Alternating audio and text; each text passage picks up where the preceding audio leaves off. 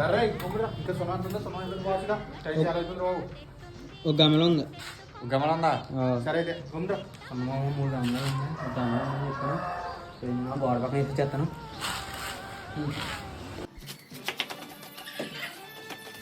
ధరా ధరా ఇంకా ఎంతసేపు రా? ఇదే రా మరి ఇదే ఉంది.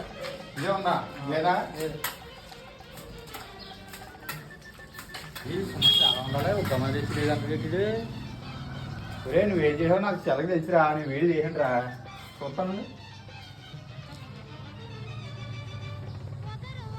చూడరా నా చెల్ల తీయకండి రా. నేను